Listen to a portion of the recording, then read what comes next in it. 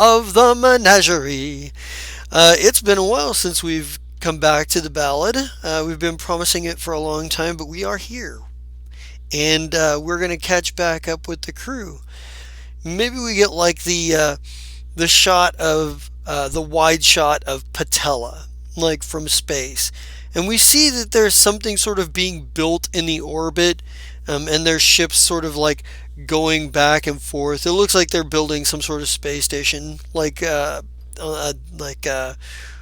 not very big yet. It looks relatively like early stages.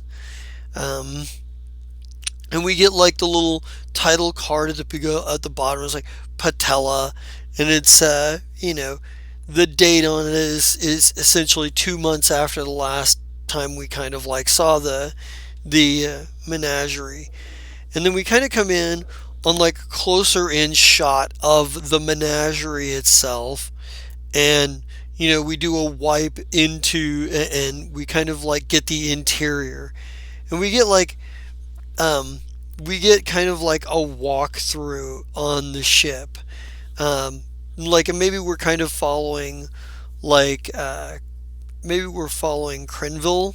So we see like this tiefling who, he's dressed, basically like, he for, sort of like space adventuring essentially.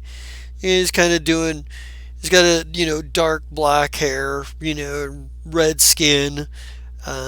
His eyes are sort of pitch black, and he's got, he's got a goatee going on and a few piercings here and there, but nothing too extravagant, just one or two. But he's kind of walking through the interior, and he walks by a door, and we hear like crazy, sort of like psychedelic music coming from the inside of it. Um, you know, and Crenville just kind of, and our Crenville kind of shakes his head, and he kind of continues on. Um, and maybe we kind of follow him until he kind of gets up to the bridge where we find Chess and AL. Now it has been 2 months since Oliver Byrne took off with the science team on Patella, and you've kind of been waiting around and waiting around to see if he, was going to return before you got into anything else too heavy. Shadow kind of wanted to give him a chance to, do what he had to do and maybe come back. And you did a couple of odd jobs, nothing too interesting, exciting, or crazy. You made a couple of supply runs to the space station that they're trying to build in orbit. They don't have near enough materials or near enough miners at this point to mine the resources. So they're it hasn't been like all a steady stream. It's been once or one or two shipments every couple of weeks. They'll be like, hey, we've got some materials for you to take up there, to the build team, to the construction team. But about a week ago, Shadow disappeared, and the captains just never returned, and no explanation. Crenville and Dr. Oglehop are still with you, sort of like filling, space in the ship as far as like doing jobs that need to be done. So far, Crenville has made a capable, a capable hand when it comes to, sort of technical issues, and as a magic officer, if needed, magical issues as well. I mean, he is a technomancer after all. And Dr. Oglehop has sort of like seen to you guys' health, and if any of you are interested in doing recreational drugs, probably some recreational drugs as well. Um, but other than that, you are kind of you're kind of been sitting, recalibrating the sensors and what have you, and you get a a couple of different messages. You realize that, like, as you're walking, as Crenville walks by, sort of like the captain's chair and the captain's like terminal, he's like, he kind of looks around and he goes, "So, I think we might need to have a discussion because a couple of messages just popped up on the captain's terminal, and the captain's not here, so the ship still apparently has business." I'm gonna go sit in this captain seat and be like, all right, let's see what we got. All right. Um, the first message is from Chorus, and he's basically, talking about like his message kind of is reading like, "Hey, you know, PV and company keep moving around. We haven't been able to necessarily nail them down as of yet, and they've started legal action in the Pact Worlds and every other place to try to claim ownership of the planet. There's a couple of things going on with Chorus. One, in regards to this situation, um, there has been a message like someone has reached out from PV and Company's party, um, like the Dr. Kirsa Telvono, the Kasathan, the Kasathan that was with the Kasathan doctor that was with the PV and Company, the one who seemed a lot less interested in the posturing and fighting, and more interested in like esoteric scientific needs and medical, sorts of like information. He was the one who scanned all of you when you came in because he was intrigued. Um, but he's delivered a message, like he's reached out and sent a encrypted message that he wants to meet with somebody representing uh, the legitimate government of Bluff Point, which in this case has been Chorus for the most part. The city's been coming up, and the city itself, the town has been coming up and structuring well. It hasn't gone up nearly as fast as what the Strix were able to do, but the Strix had a lot more raw materials to use when they came, because they cannibalized a couple of their ships and they had more ships to do so with. Um, but he's tapping. He's asking if you guys would be interested in, sort of acting as his staff, like additional security, if he goes to meet Kirsa Telvono, or potentially meeting at Kirsa as his emissaries, depending on how the negotiations for the meeting go. And the other thing he's got going on is the Strix still haven't opened lines of communication. Um, and he's worried that there's something going on with the internal politics there, because there was an agreement on the table that although they were given their own sovereignty and their own land, trade was still supposed to be a thing between the other colonists and the Strix and their city, but that hasn't happened, and Chorus feels like Zai, you know, would have picked up on Zai, or somebody in his company should have picked up on it if the guy was just playing, a duplicitous role. That there is a concern that maybe the legitimate government that they thought they were going to be dealing with is having some internal issues, and they'd like for you to see if you can't go and he's looking for people to go investigate that. The other message on the board is from the crime lord Isig, based in Pluvo, off of what the hell? I forget the name of the world, the actual name of the world, but the colony of Pluvo. Actually, it's less of a colony and more of like a cosmopolitan city. Um, and Isig, if you'll remember, you guys met him. He had an uplifted bear for his, chief of security slash bodyguard, and he kind of seemed to know more than he was letting on most of the time he was talking to you guys. And it was weird that he let Shadow and get away with not giving any information out. But you were like he was also you were referred to him by Thobus Greenfellow, um, who has been acting as the lawyer for Captain Volvetto in a lot of matters. He's also who you got your first Kind jobs of from. business card, yeah. Yep. You started working for him way back on Akaton, and he sent you out here, and one of the first people he had you meet was Isig. Isig really needs. Isig wants to see you guys about helping him out with a business arrangement.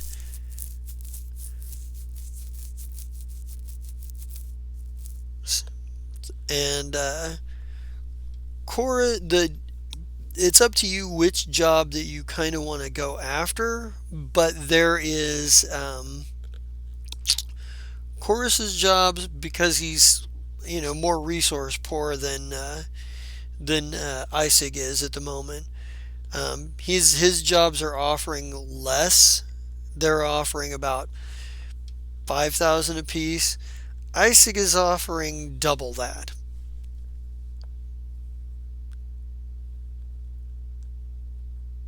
The money is where we should go. So, and while you guys are contemplating that, I want to jump over to Zed.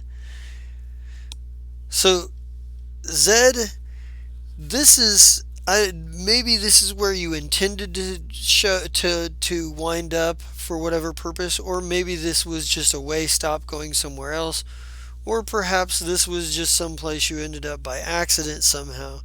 But you are on Patella, and what you know of Patella is that it is a world that was founded by the infamous space pirate and space terrorist Zai Volvetto and his crew, the Fire Shrike. Supposedly, they fought some big battle for it. Um, and it's not really like it's not the cosmopolitan cities you're used to from the Pact worlds.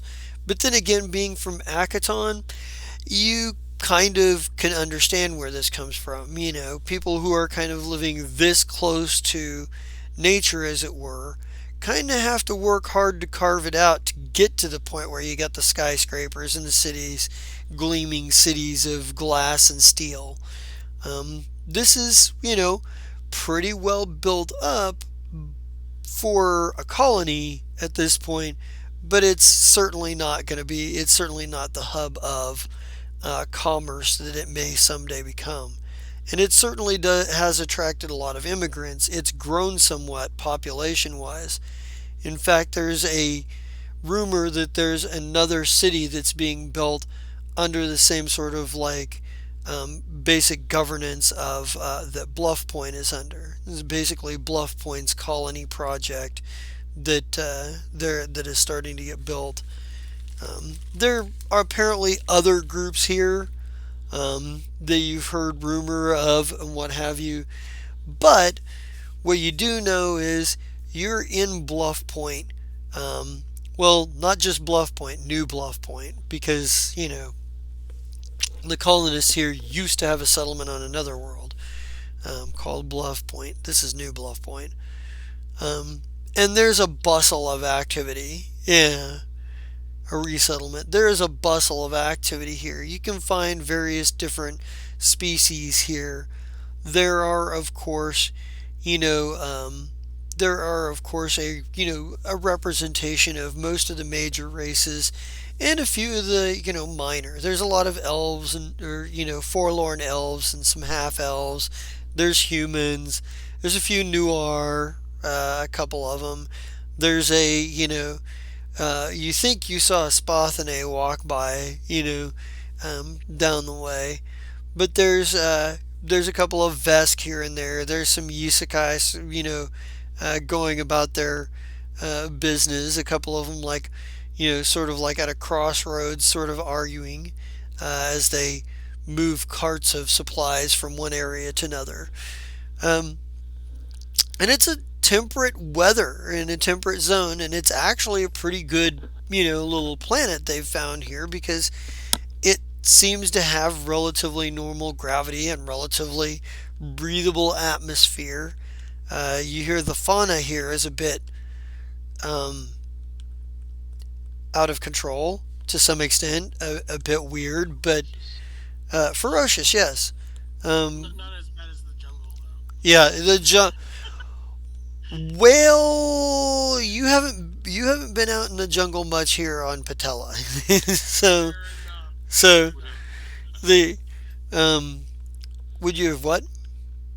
Is it common knowledge? Like, is there a way of reading about it? 'Cause surely Nope. This is a probably frontier world, so this is a frontier world, so there's any knowledge that you're going to be able to glean about this planet, you're going to have to investigate here on this planet because the only people outside of this planet who really know anything about the fauna or the climate or anything else are, the Fire Strike crew.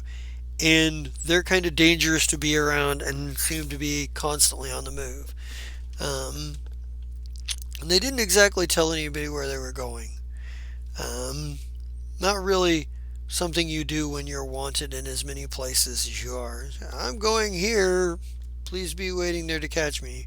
No. Um,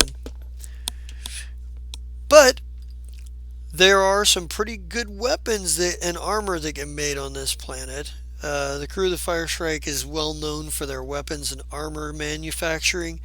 One of their former crew members has taken up residence on this planet.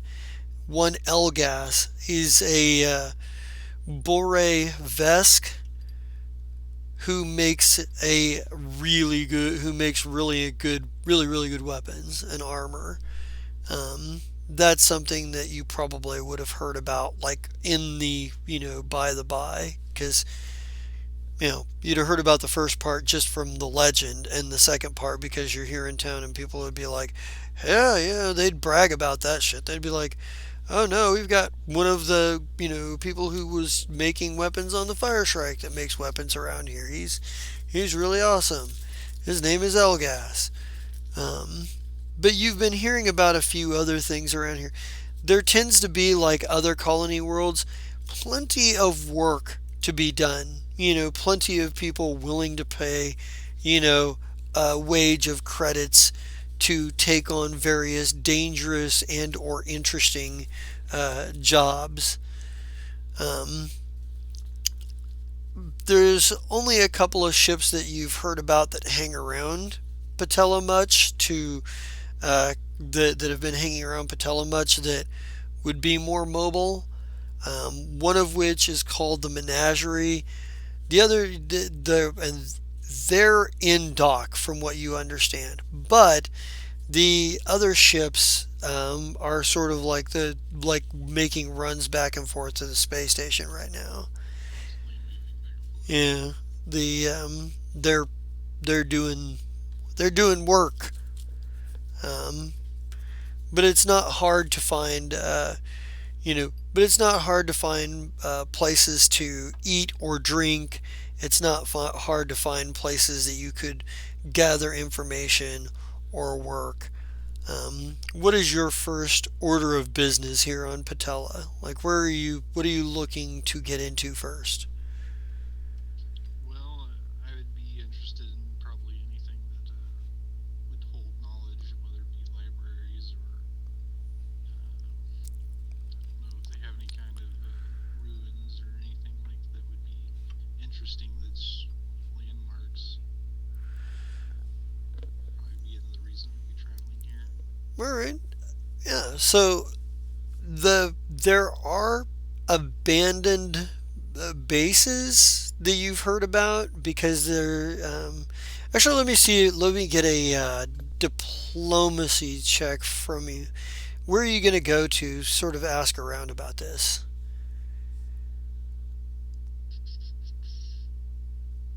Let's go to diplomacy. Because coming to a world hoping to find something cool like that is one thing, finding it is another. Exactly. 14. And where are you going to go to ask around about this? Oh, probably some place that gathers a lot of the people from the ships. Right on, like space a bar or something like us by the space docks. Yeah. So there is a place fairly close that has recently set up shop. You've heard of this kind of these places before. It's called Aborts, Booze, and Bitches. And there are these little dive bars. Bort's pops up in very weird places. It's weird. They're a dive bar essentially, but they in random corners of the universe you can find one. And it's commonly known that if you didn't step over a unconscious or possibly dead body going into a Bort's Booze and Bitches, you didn't truly go into a Bort's Booze and Bitches. Well, I'll float into aboard Booze and Bitches and see if I float over a dead or unconscious body. You float over a body. It would be a medicine check to see if he's unconscious or dead. I'm gonna go for it. Let's see. You have ranks in medicine? Sweet. Probably. No, I don't. Nope. Okay. Medicine's one of those skills you have to be trained in, I think. No, yeah, so.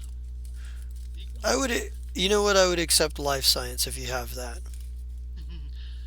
I do, but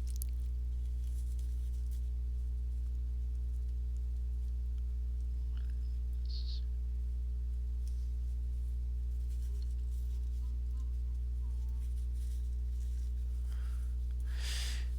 There you go. He's just unconscious for now. He didn't. He didn't seem terribly well. Is there any fights currently broken out? Um, no, not at the moment. But there is a rather loud dwarven death metal band playing, and there are a lot of people kind of look at you as you enter. Maybe there's a Vesk that snorts derisively about it, um, and there's probably like the rest of everybody else sort of like goes back to what they're doing, goes back to their drinks or their games of chance or hushed conversations, whatever it is they're doing. Um, there is a bartender behind the bar. Um, he is he is absolutely flaring while making drinks. Absolutely flaring. Hmm. Yeah, he is. He's doing the. Neat. Have you ever? Okay, Cocktail. The movie Cocktail, Okay, no. where the okay, Too young for that. basically bartenders in major nightclubs and whatnot do what's called flaring. It's where they do all the tricks with the Okay, bottle, yeah. where they I know what you're talking about. flip it over their shoulders and behind their backs and under their legs and roll it up and down their arms and stall it and do Yeah, crazy shit. doing them acrobatics checks like Yeah, yeah, he's right. but somehow he's integrated to where it's not just a show. He's also actually really, actively bartending. He's actually keeping up with Being drink present. orders. Yeah, he's actively keeping up with drink orders while he's doing this. Just a bit of a smooth motion going on. The bartenders I here are well trained. There is float also, up to the yeah, go ahead. bar. Float up to the bar and ask for a purified water. he kind of looks at you, and I think he's a human. Um, and I think he kind of looks at you and goes, he's like, water, gotcha. Is that? And he kind of goes, he kind of turns around and he looks, and he's like, he goes, he takes a moment and he's like, he's got several shots lined up, and maybe he does that thing where he flips his shaker tin up onto his forehead, pours pours both like two bottles into the shaker tin, and holds it there for a second while he puts the bottles back down, and then like maybe he does a thing where he pops his head up just a little bit, where the shaker tin pops off of his head, stalls it on his on his elbow, and then uh, like and then maybe like rolls it down and like gently pours it in each shot glass, and then hands them to a group of isekai that are sitting there, and he goes turns around and rings like a bell, and he's like, ladies and gentlemen, we got water, and he pulls out like a spray nozzle gun and sprays you with water. Like, We got a Coyote Ugly moment. I had to throw it in there. I had to. I've actually seen bartenders really do that too. I'm actually quite pleased about it because that's actually what I wanted. Awesome. It was a little dry. He's like, My brain gets a little squishy. there you go. And he's just like, he kind of, and he's like, and he kind of like leans back on the bar and he goes, so anything else? Yes. Do you have any information on strange landmarks around here? Strange landmarks. Well, I kind of just, I pretty much spend my time doing this here, and he says, I pretty much, this is my job here. He goes, but there are some folks that have been out and around exploring, gone to a few places. I hear about, there's this other group running around here, a Peavy and Company. They think they have some legal claim. A bunch of outlaws, really.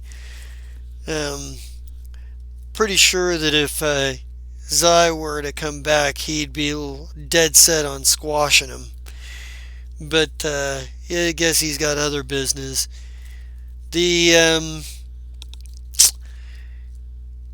There's a few places around where they've got some abandoned bases that they left behind. Might still have a thing or two left of interest. But the only people I know of that have ever been to any of these bases and come back are either off world or sitting in the docks right now with twiddling their thumbs. What ship they be on? Well, I hear the Menagerie ran into him up on the polar caps. Said one of their goons shot at him in the middle of a conversation. They also said something. And they also said something about strange snow beasts up there, multi-headed things with, I don't even know. You'd have to ask them about it. Just a word to the warning: going out in the wilds here, might want to have somebody watch your back. You know, Oh, I'm not afraid, mister. yeah, but you haven't seen a tracking yet, then. And he goes, we'll just leave it at that. Actually, do I know what a tracking is? No, you do not. Okay. Can I tip him for credits? And Yeah, well, you can certainly tip him some credits. Yeah, thank you for the wet down, sir. yeah. He nods and winks at you, and he goes, "That's what we like to do here: get people all wet and bothered." And he goes back to work. And he and he Float back over Yeah, all right. Yeah, the sounds of the dwarven death metal coming from the bar behind you. Yeah, It tickles my brain. it tickles your brain. Yeah, and it might. But you're kind of, uh, but yeah, um, I'll you float towards the menagerie. you're gonna go find the menagerie. It's really not hard to find. There's not a lot of ships that are just sitting there. There are ships constantly coming and going, but there is one that's just kind of sitting in the bay, and you can tell that um, this is a ship that this is a ship that has been modified from its original like spec, um, like more than once, obviously. Interesting.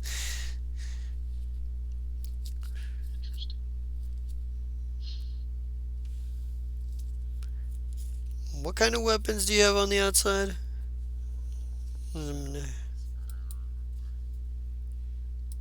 Torpedo launcher. It's in the turret, and that's it. Oh No no, there's also a second one. It's a Colgan coil gun. oil gun. Yeah, Yeah.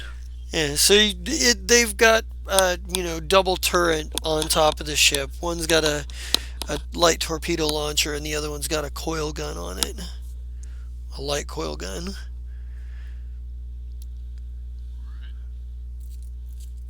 So, can deal with certain things. Yeah, you know. Is there people outside of it, or are they? Not really. But do you guys have the cargo bay doors open, or do you have the doors shut? I would think they would be shut. We're both trying to. Okay, they're shut. I'm All like, right, yeah, I'd have them shut, but I was thinking we have that artificial intelligence dude. He could be like the greeter or whatever. yeah. Your VI Or VI, yeah. Naj. Yeah. Naj, that's what it was. Well, Naj can't project himself outside of the ship. He can project himself inside the ship because you got the hollow projectors for it. But um, so somebody would have. So, let's make this a group effort. Let's all go greet whoever seems to be walking up to us. Yeah, it's Hold on.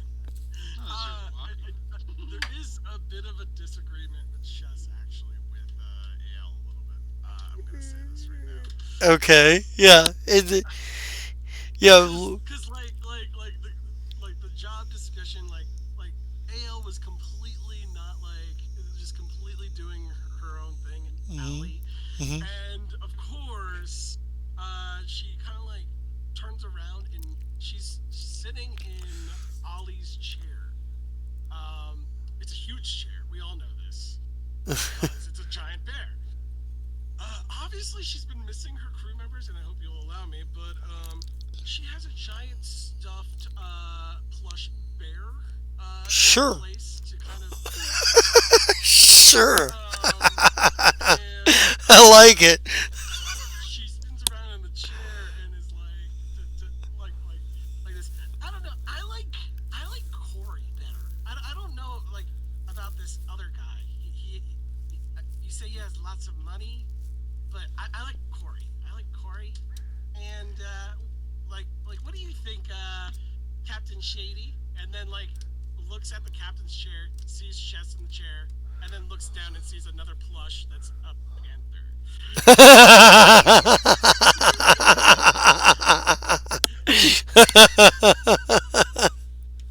That's awesome. I love it. Uh, Well, we got stuffed animals now. Gotcha. yeah. What? Oh, right. Wait. Why is Shady on the ground?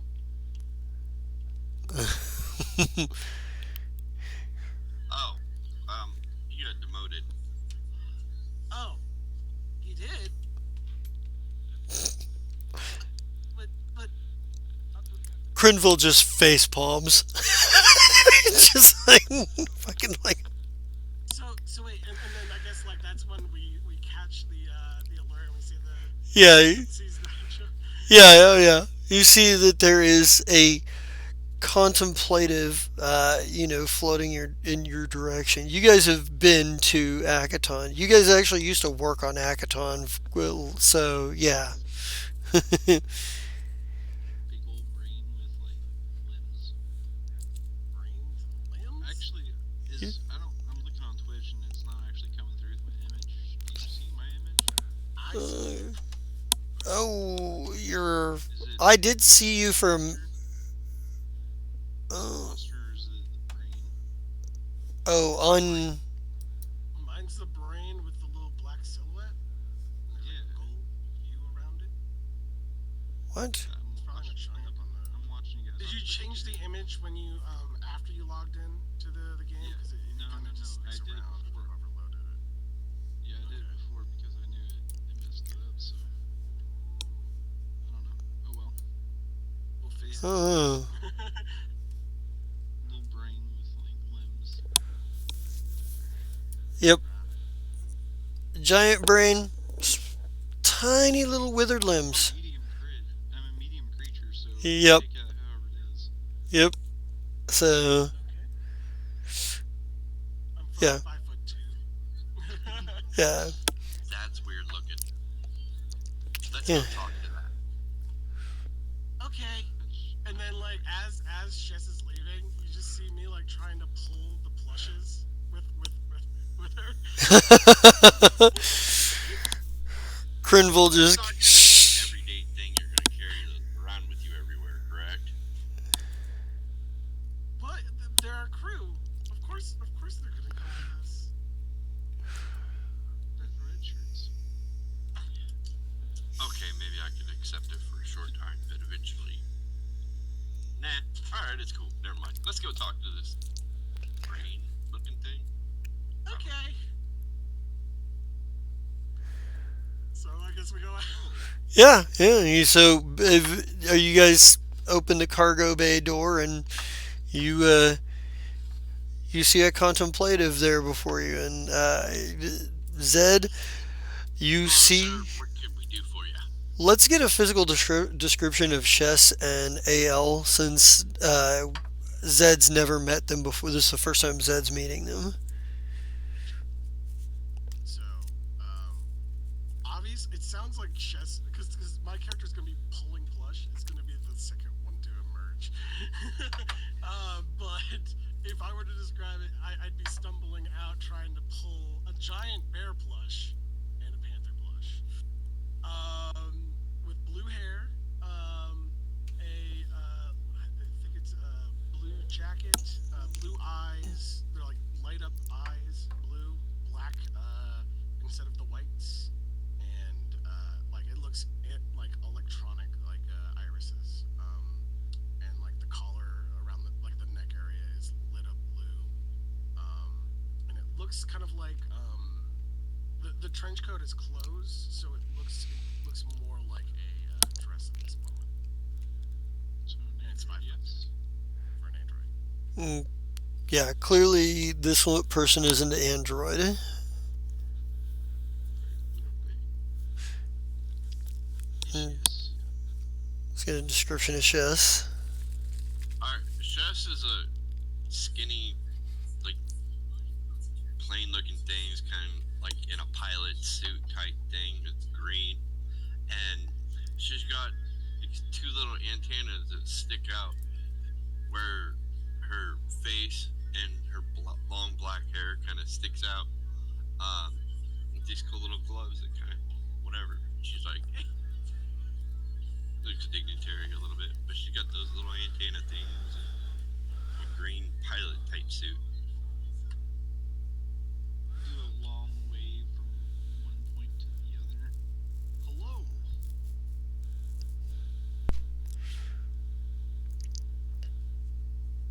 Welcome. What can we do for you? Um, I hear you know about landmarks about here that some bases that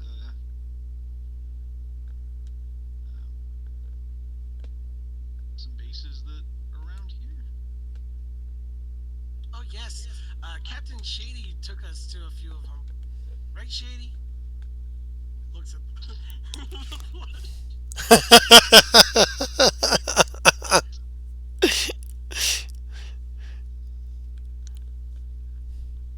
Oh right, he got demoted. I'm sorry. Bad shady. Am I looking at a plush?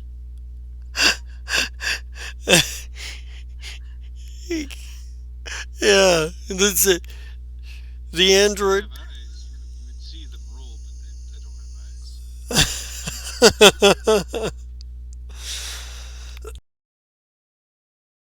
Search for answers.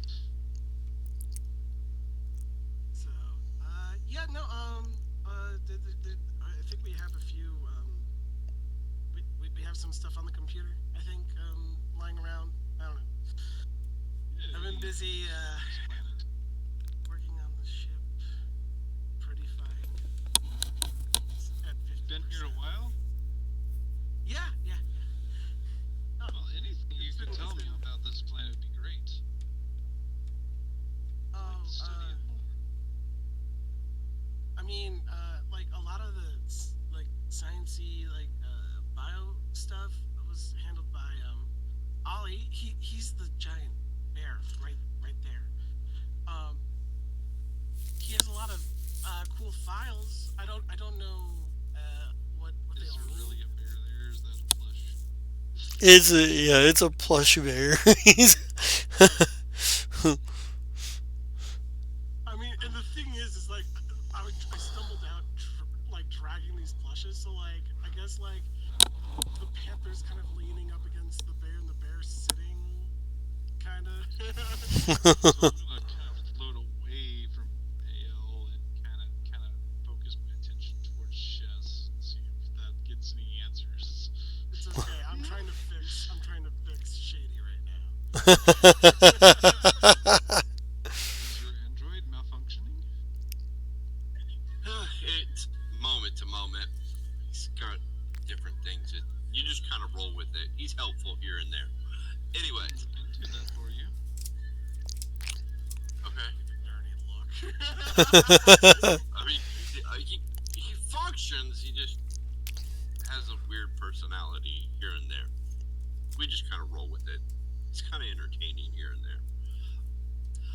Um, but back to the original question you asked. Yes, we have several things that we've worked on in this planet to reestablish, civilization, and we have multiple projects in the moment that we are working on to resolve that, make things better, I guess. Um, yeah. Looks like you've done fine work here.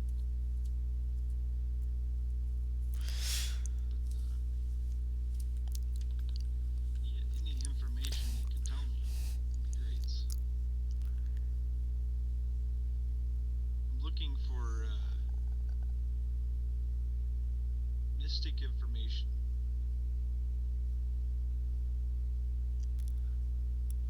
Now it's looking for special old ruins that might have information that's lost to our time.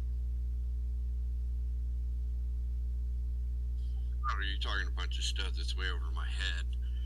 Whoa. I have no idea. Uh, I don't know. Go with us and we can look around. That's why I'm here. So,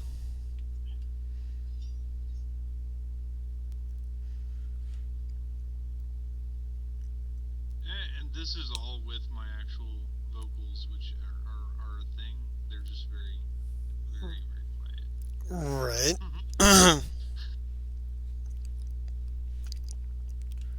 I like Squishy. I think Squishy can hang with us. My little Well, arms like slaps my brain. Like,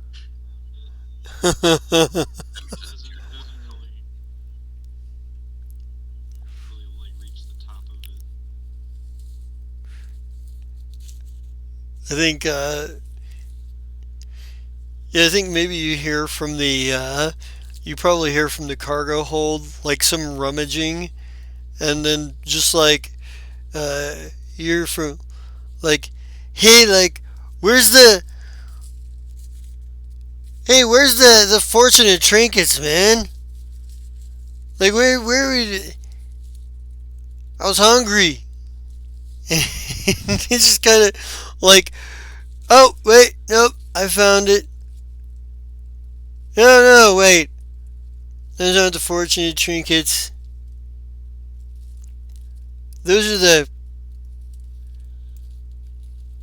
Those are the hex. Those are that's the hex cereal. I don't eat that. Sounds like it's cursed, man. Wait, here they are. Just like in the background, like Cereal.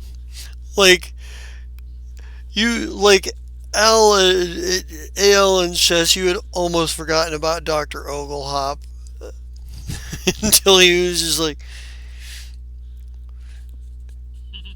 Oh yeah, Maybe Oh you yeah. can get information from Doc Crazy. he just kind of like wanders out. He's wearing like a bathrobe. He's got like a he's wandering out with a bathrobe. He's got like a beer in one hand, a bowl, a bowl in the of cereal in the other, and he's like pouring the beer into the bowl of cereal. Like, hey, what's up? just to be clear, you're gonna see AL flail now. You forgot about all the torment that she like every time he's been around. There's been some sort of thing that happened. I forgot what it was, but it was like she saw something, heard something. I can't even remember, but she doesn't like it. Beer and cereal. You're about to make me throw up right here. Yeah, it's just he's a goblin. he, he, he I reach out my hand to like shake his hand, but immediately retract it slowly. he's like, yeah, well, like, I don't have a free hand right now anyway. He kind of looks, Fingers there. he kind of looks absent-mindedly at both hands, like considering what to do for what to do with what he's got in his hands, and apparently making a decision. Like, he hands the beer to AL and goes, "You can have the rest of this," and then takes the bowl and like just fucking tips it upstairs. Like, AL drops it and she tries to like move the plushes away from the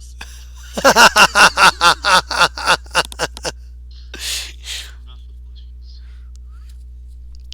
he looks at her. He's like, "Oh, far out, contemplative. Hey, when did contemplative get here?" Is that what a squishy is? Well, if by squishy you mean that, then yeah, it's that's contemplative. So I like, do realize I'm right here. Speaking. so like, do you know the secret of the universe? Um, do you? No. And he just kind of, and he turns around, walks back onto the ship.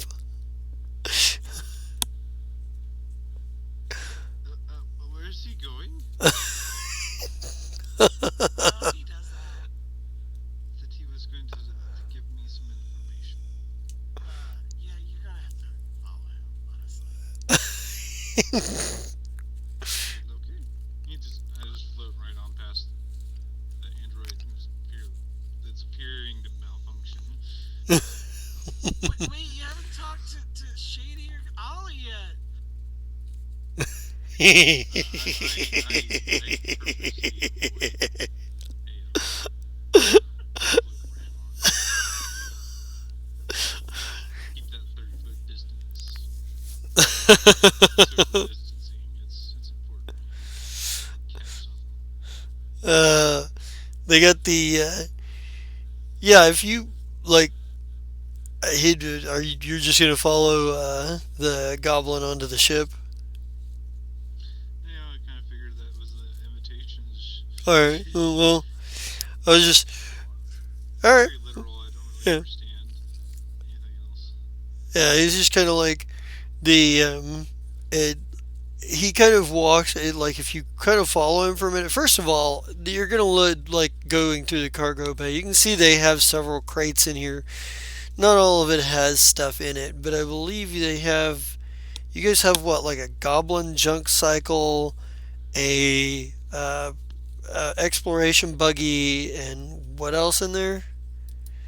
Like you've got some stuff in there. I mean, I remember those two. Okay. Uh, A whole bunch of UPBs. yeah, junk cycle. We got some meals in there. Got like a bunch of meals. Meals are good. Yeah. Got like 100 meals. Because Meals on apparently thrusters. that's all that's in there. Yep. A couple of vehicles. Is this all the cereal you'll be eating? There's a few different.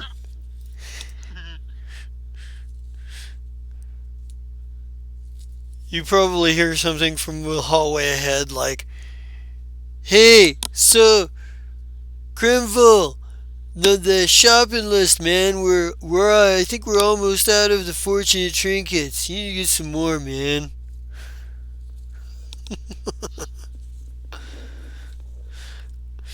There's just like silence in response.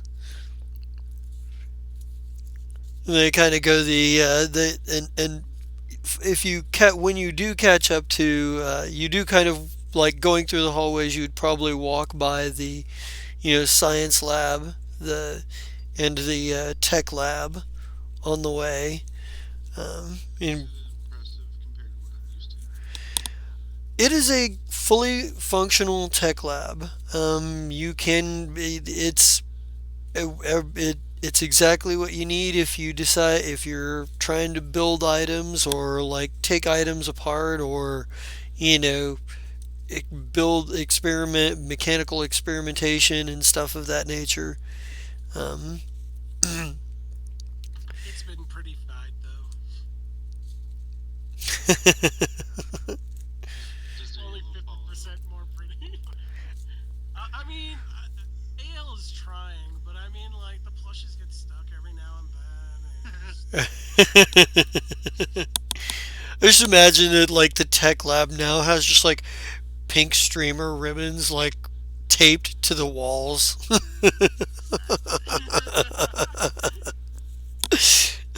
That's great. Uh, it's all in case, like Ollie, just to get Ollie and Shannon to talk to her. Talk to her. the yeah. So there's maybe If yeah. Go ahead. contemplatives had a SMH, that's what I'd be doing. Right there you go. Shaking my head. you you eventually catch up with the goblin. He is in the he's gone to the mess hall. Is what he's done. He's like he just basically throws the now empty bowl mostly into like a sink. Something you guys have realized is he's bad about remembering to do his dishes. Like he just does not remember to do that shit. Um, uh, but he goes over to the coffee maker and gets himself and starts making himself like coffee. He's like, and he turns around and like almost as if he's shocked that you're still there, because nobody actually told him that he's supposed to give you any information. He just like he came out to tell them that he was because he heard them outside and he was looking for cereal. Like he didn't hear the first part of the conversation. He's like, whoa, whoa, dude, you're kind of creeping me out. Are you following me? Apparently know things about this planet. Well, yeah.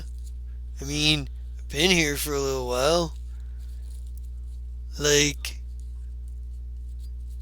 what do you want to know? Looking for any mystic information that be located on this planet. Oh, you're mystical. You have to talk to Crenville about that. I mean, he's got the magic. I mean, well, I can tell you about like the I can tell you about like the minerals. I can tell you about like the plants, man. Like they got some weird plants here. Like I've been working on this. I've been doing. There's this one plant, man. It's crazy. Like the chemistry on it is so weird. I'm trying to find a way to splice it with this other plant because I think it'll make a really good hallucinogen. I see. Oh, and yeah, and watch out for the fauna. They tend to be bigger and meaner here. And don't go into the old forest, man. You do not want to run into a Traken, man. You do not want to run into a Traken. Hmm. What is a Well,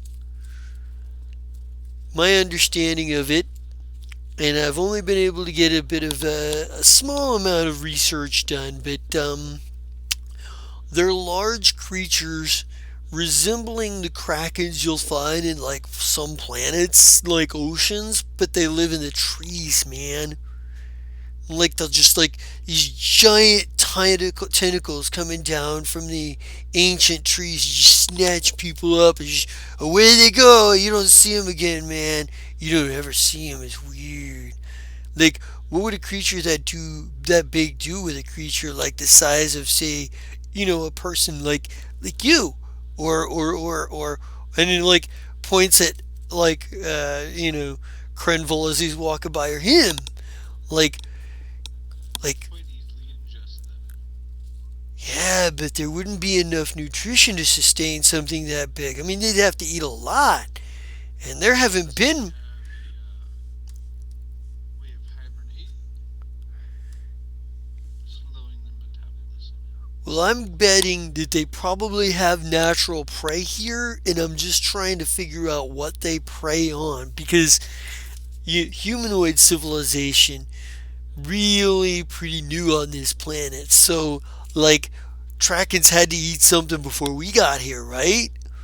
You don't know of any other prey they feed on? Well, there's all kinds of animals around here. It's just figuring out which one they actually prey on and which ones, they don't. Probably anything that they could catch. I mean, it would help if I'd had a biological specimen, you know, perhaps some, time in the field alongside one, but getting close, man. Well, how big are they? Well, he pulls a he's like, one moment, and he kind of he takes a drink of his coffee and he goes, not bad. I was expecting it a little bit better. And he puts the coffee down and he kind of reaches into one of the pockets of his like bathrobe, and he then reaches around, digs for a minute, doesn't seem to find what he's looking for. Reaches into the other one, like digs around for a minute, and he goes, he's like, doesn't seem to find what he's looking for again. He goes, right, they're probably in my pants. And he goes over, and which he's wearing boxers and a t-shirt and a bathrobe and fuzzy slippers, so he's not exactly wearing his pants. He just walks over to a terminal and and he like punches in for a little bit, and he goes, and there's like a moment where like a holographic image like statics into place for a minute, and what does Nodge look like right now? I know Ali was changing the way that Nodge looked, giving him the features of different species and different humanoid species and what have you. What does Nodge look like right now? beautiful pony. So he's a pony. Yeah. So this holographic pony, like, appears sort of hovering above the table. Like there's a slight amount of like amusement factor because there's like a carton of an empty carton of juice that's like halfway through the one of like the back hoof or whatever, and you just kind of like answer is like it was like welcome, like it kind of is like welcome to the I am Naj, the personal virtual intelligence for the Menagerie. What may I do for you today? And the goblin's like, I like give me a topographical map of the ancient the ancient pines.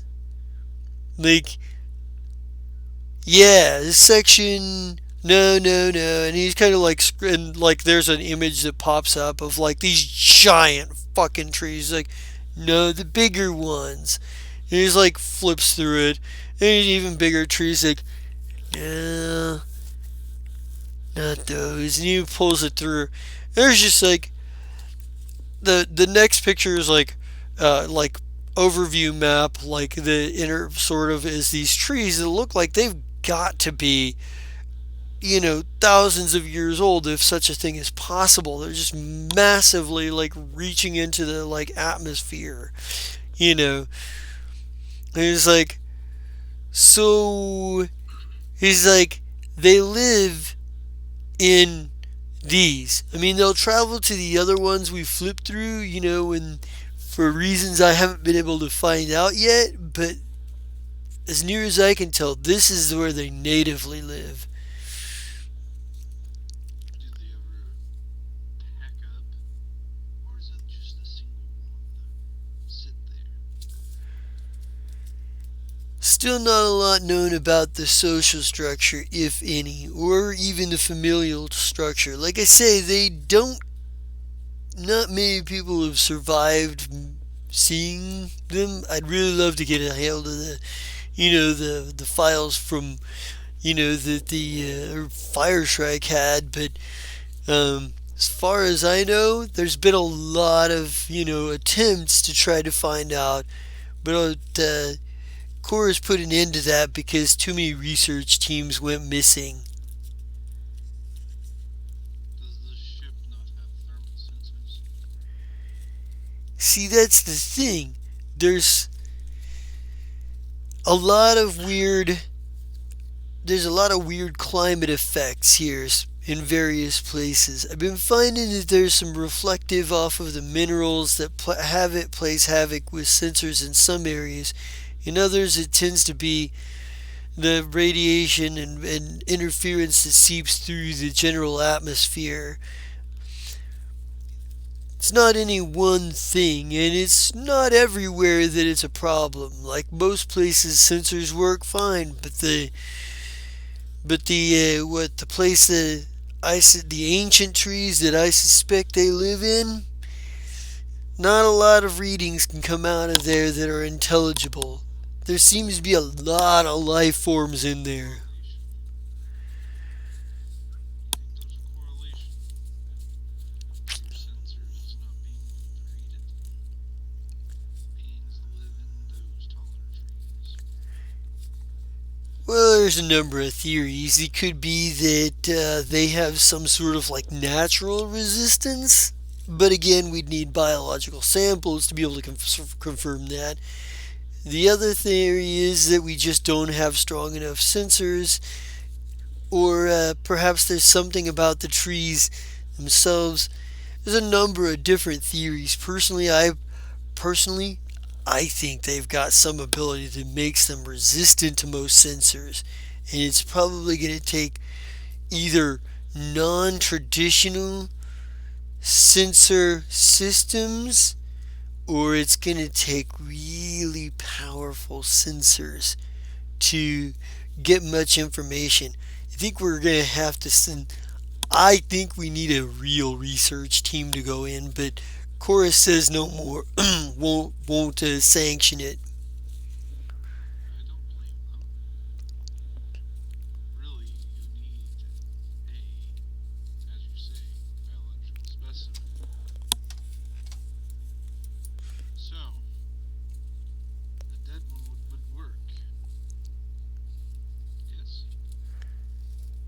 He's like, yeah, I don't know how effective it would be. I mean, preferably you want a live one, because there are some body processes that stop in most beings. Lots of body processes stop at the moment of death. So there could be some things that we miss with a dead body we would have with a live body. Have we ever had a dead body? No, A lot you can learn from the body. But the problem is you're not going to bring one in alive if you don't know how big it is, or how its body reacts to it's like it's the like drugs. I'm not even certain that they. By the way, like who are you? Like I'm Dr. Oglehop. I know who I am. I'm Dr. Arrow. Zed Arrow. And he's like, oh, doctor, right on. What's your field of specialty? In physics. But I Phys- am increasingly interested in the mystics, the secrets that I've been finding on several different planets, and growing my knowledge on them. he's, he's like, and the funny thing about this is he's like, oh wait. He goes, no, he'd still defer back to, he would still defer back to Crinville on this. Partially because he's absent-minded, but he actually does have a rank in mysticism. Because I forget he's multi-classed.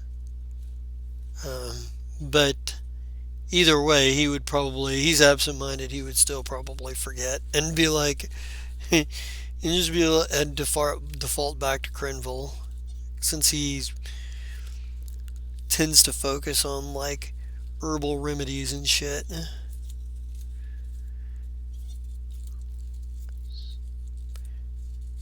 He's like, hey, and what are, yeah, AL and Chess, what are you doing in all of this? Like, So actually, I was gonna. You're gonna see AL actually enter, not with the plushes. right. You're gonna see a very stern face, gray eyes, gray collar. Walk up to Zed and basically say, "So, I take it you're gonna be a new crew member." Oh, wow. It's a day for surprises. Like, He looks at him and he says, "Not you." he go, well, he's like, well, I knew that. I mean, I was surprised that he's a new crew member. Nobody told me. He just come in here and started asking questions. There's an Somebody open spot. told me to come in here to ask you questions, so I did. Well, there's an open spot, Oh. but What spot is this that is open? well, ever since the old captain disappeared, there's just some open rooms. Uh, you know. Anyway, are you gonna be sticking around a lot longer, or you're taking your information and going? I mean, it's kind of dangerous up there. Well, I am here to gather information in any which way I can. You say there is dangerous creatures out there, then well, this would not go alone. I will need to either hire somebody to go out with me or find Well, somebody you're else. more than welcome to join us. And Big Al puts out his hand and he says, "My name is Big Al." Zed Arrow, little arm poking out, trying to grab. So as he's shaking, Big Al keeps talking, but it's clearly not to Zed at this point.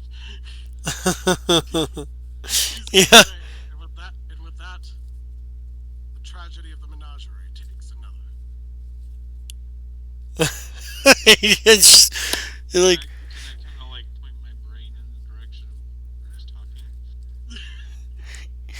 it, You can't. There's nothing there. yeah, there's, he's just, Slowly retract the hand.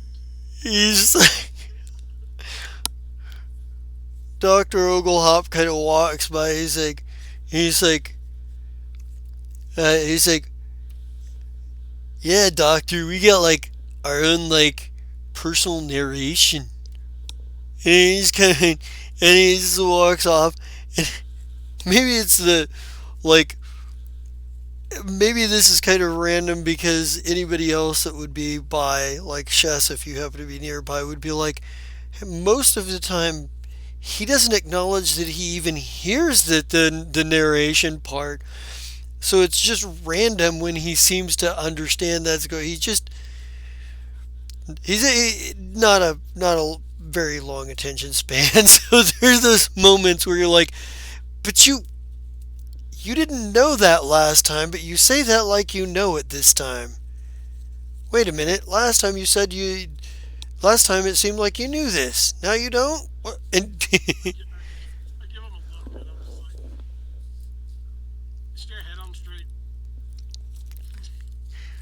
he, I think Doctor Oglehop like does this thing where he feels his head and he goes, "No, it seems to be on straight, and I would know. I'm a doctor." Okay, about this point, Shush walks in and be like, "All right, we're gonna go see go talk to Isaac. Who all wants to go?" Who's that? Who's Isig again? Uh, he's a, I don't know. He's a privy of the colony people. We're gonna go talk to him. Tobias Greenfellow suggested we should talk to him, so we're gonna go talk to him.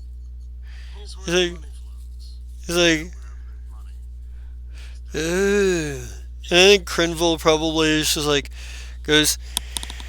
Isig is one of the most well-connected elements of the underworld in the in this cluster. Um, Isig is yeah. I would suggest we go meet with him because it's usually not the most prudent idea to say no to Isig, and mostly because you're not going to find opportunities as good as what he's offering, and if he blacklists you, you're probably not going to find many of what's left over either. I'll go get my things. And he walks off, and then you hear him like in the distance saying, "Who put these stupid decorations up?" And so, Isig, you guys are going to have to leave planet. You're going to have to go to another planet, to the colony of Pluvo, to meet with him. Well, it's not even a colony, it's a city. I'm so used to saying colony right now. I don't know why. Um,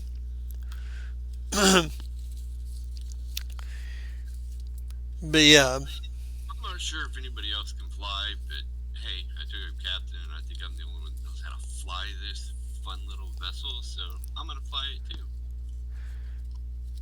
well, Dr. Oglehop sure doesn't know how to fly. I think I have ranks. Let me see. Ranks of piloting, but I'm not gonna say I know how to do that. Crenville knows how to pilot if needed, but It is okay. Going down, and I have pilot. 11. Yeah, that's my modifier. okay. Yeah, so We can you put you in the seat to pilot till we get to Pluvo. What was it? Pluvo. Pluvo. Yep. Pluvo. You can fly us to Pluvo then. Oh God. Okay. This is let me this is a trial to see how well you can fly my ship.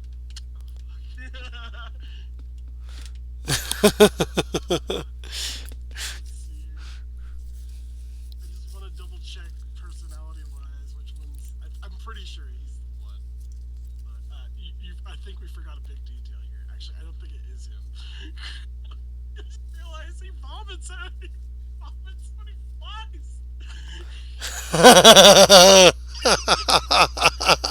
He's motion sickness, guys. You know what? That's just one of the rules. Let's just see how he does. Okay.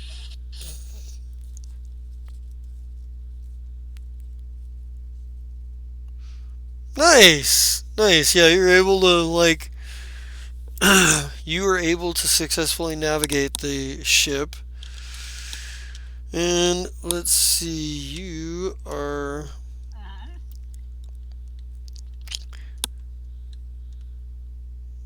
See, it's Let's gonna step take up to you. the safe and look at it. Bolts fly. It's gonna take 4 days in drift to get there. So you guys have plenty of time while you're in drift. Um, uh, Zed, you have plenty of time to check out the facilities and to pick a room because there's a couple open. Um, yeah. Is it How's can good I still have the the helm, or can I individual? like take a can I go to the toilet to vomit? Or is there have we made concessions to just like deal with the fact that I is there something by the chair for me to vomit in? I don't know. That's up to you guys. I would think that after a few minutes of us going and you kind of look that way, I would grab a random bucket and be like, all right, have that near you. Don't dirty up my pilot seat. Crinville, in the meantime, is shaking his head. So, do you guys have a specific routine, anything specific you're doing on, like on the journey over while you're in drift? Like, are there any particular scenes need to be had between any two, between anybody, or is there like there is a bunch of UPBs and there is a tech bay. So if anybody is thinking to build some items, this would be a good time to do so if you have ranks in engineering. I mean, like if I'm able to leave the chair, then yeah, I'll help people with stuff because Yeah, I'm gonna say there's plenty of times where you don't have to be at the pilot seat. So you have you know what? I don't have anything that needs to be created, but I can create things. Right. I say uh, you guys can create technological items of up to the that with a level equivalent to your ranks in engineering. So for you, that would be level one items. For Crenville, level two. I think for uh, Chess or for AL, it would probably be something different. I don't remember what you guys' skills look like there. It's been a minute. Give the skill if I'm the points for operator, so I have a lot of skills. That's Yep, the thing. yep. AL's got a lot of skills. So yeah, AL could make up to level three items. So that means like if you guys have the UPBs and you want to give somebody better armor or better weapons, than the level ones, that's a thing you can attempt to do. Oh, you've got five that you've got no, you've only got 187.5 UPBs. It's not enough to make much of anything. I mean, you could make a couple of small items, but I was getting the 5,000 and the 187 mixed up. Um, but it does take you, I think, probably as far as it goes, routine wise. Dr. Oglehop does not have a specific routine or specific hours. He's awake when he's awake and asleep when he's asleep. He doesn't seem to pay attention to any kind of day or night cycle situation. Um, the which somehow makes him strangely suited towards space travel because he never has to adjust for jet lag. I Um, mean, like the routine for AL is pretty simple. Twice a day, AL will change personality and basically rearrange their quarters. Um, Sounds like a and trip. then the other thing is Alistair will basically he hasn't shown up yet, but so it's pretty much just Big Al and Allie just going back and forth and just rearranging the room because they don't like they don't know who's messing with them basically. yep. Um, and basic yeah. And so other than that, Ali is probably still pretty like even though Big Al doesn't really travel that much. He's mostly at the toilet for this. I mean, so it's basically Ali has the advantage, and she's just prettifying the entire place. So there's that. Allie is the one who you can stop and ask to fix things because she's the engineer of the personality. So I guess she'll work on some stuff. So you said level 3 items. Yeah, you only have 187 UPBs to work with though, unless you have more on your character sheet. You have Uh, 187.5 in the uh, allotted to the Menagerie in your cargo bay.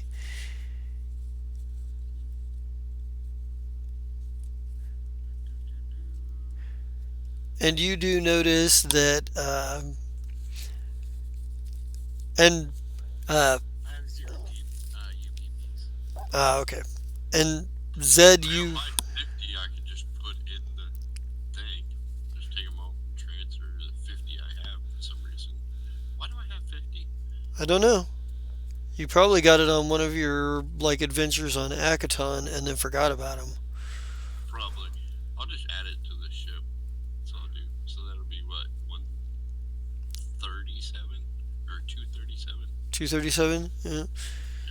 So I don't know what you can make with 237 UPBs, but I mean, have at. That's a good question. um, Zed, you do realize that the ship has a VI, which is pretty impressive considering this ship seems to be sort of a combination of a lot of different things. And you do notice that the artificial gravity is a little light when you guys go to drift.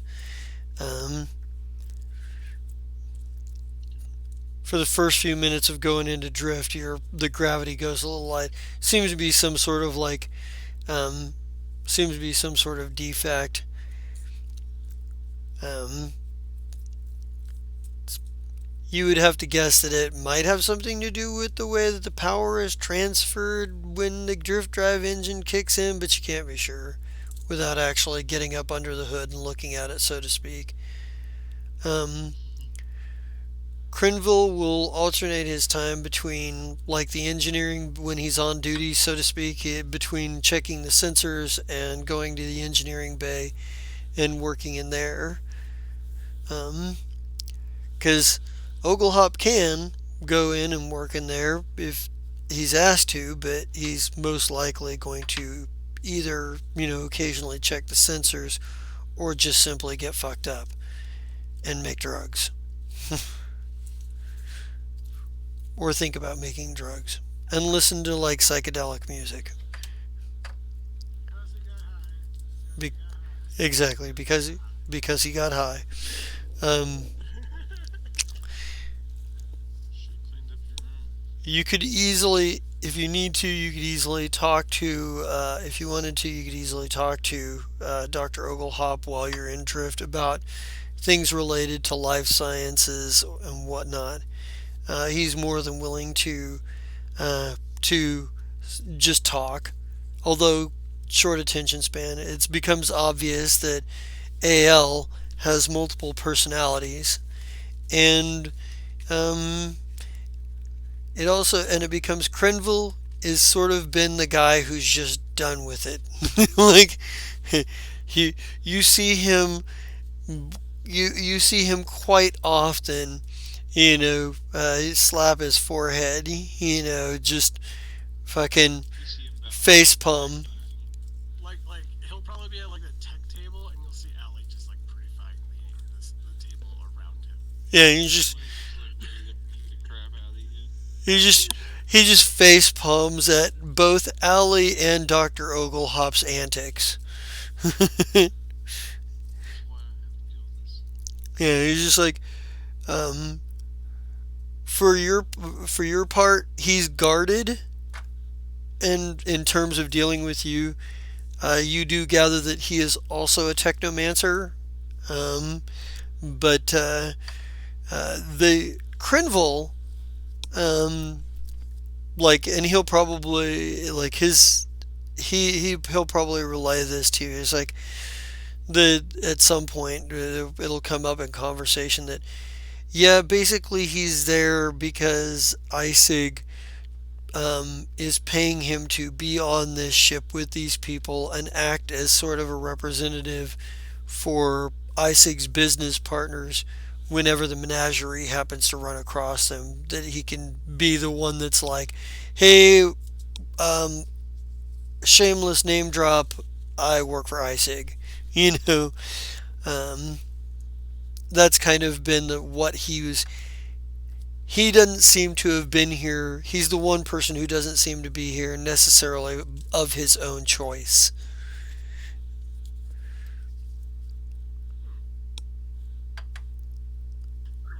More of us coming back. See, I forgot a lot of things.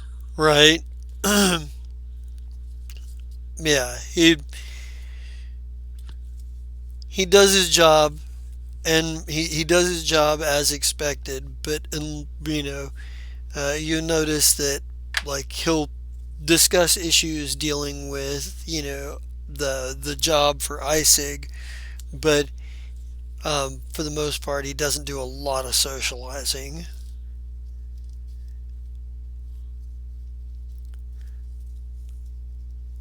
He doesn't cut himself off completely, but he doesn't do a lot of socializing.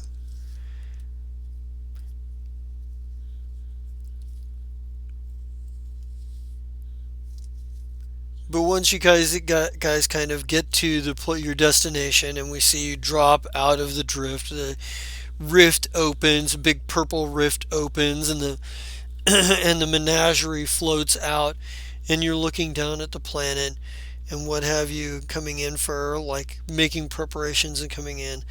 There's a there is time for you guys to kind of discuss your plan of action here as you as you're kind of like going as you're kind of like uh, making preparations to land on Pluvo.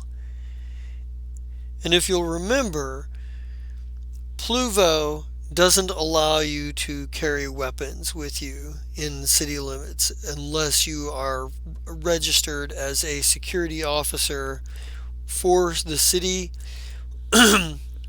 or there are some special dispensations for security details for dignitaries.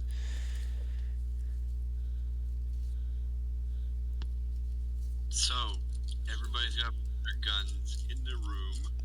If you're going to attempt to take a weapon with you, you can attempt to hide a small arm or a small melee weapon on yourself with a sleight of hand, but know that it'll have an opposed check at some point. Because going through customs, they will try to make sure you're not carrying any weapons with you. Oh, So if you have a really good sleight of hand, it might be worthwhile. But if you don't have a good sleight of hand, it's a risk. my Yeah. weapon's mostly for show anyway. Let's see here. Light of hand. Now, Pluvo, you can make a culture check on if you have ranks in culture, Dr. Zed, to see if you know anything.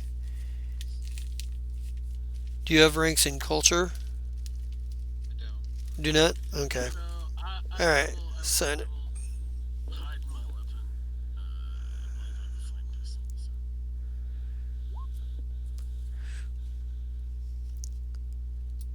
Chess and Ale, you've been here to Pluvo before, so you know a few things. Not bad. Yeah, Um, I'm gonna put my weapons in my room because I know this planet doesn't allow it, and I'm not even gonna bother trying to hide anything. well, and you're a Solarian. You're a Solarian. You can just summon up your solar weapon when you need it anyway. I have the armor one though. Oh, you took the armor one. Okay. Yeah. So, well, and above and beyond that, you would know that they have laws about spell casting and utilizing Solarian powers and what have you in the city limits. Doing so, getting caught doing so in, confrontations and whatnot tends to lead to serious charges.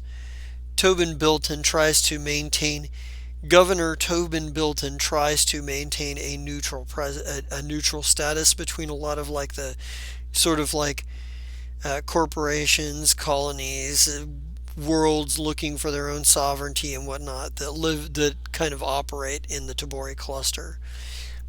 So, in order to maintain that neutrality, he tries to make sure that any dignitaries that might be coming through are safe. And this is sort of part of like the security protocols. Honestly, I don't expect any violent thing. We're just gonna go there Right. what's in peace and see what he wants and communicate. All right. So you're gonna go to Isaac's hideout, the bulk face bar. It's sort of the same way that you. It's kind of the same process as you used to.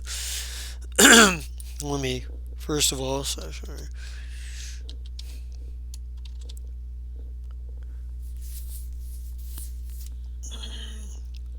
So on the way there, I do talk to Zed, and because I'm Alistair now, Right. and I'm gonna say,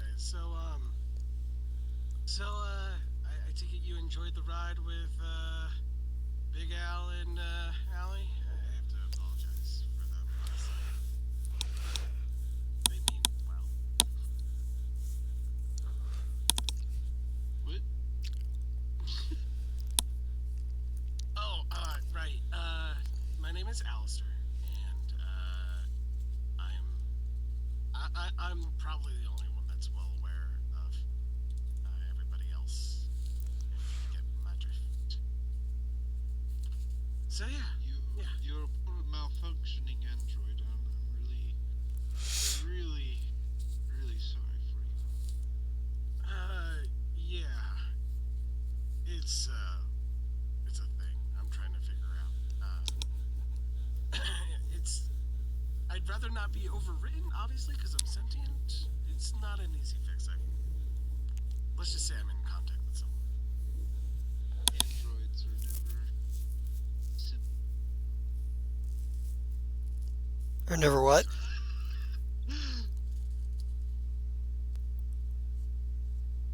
Never.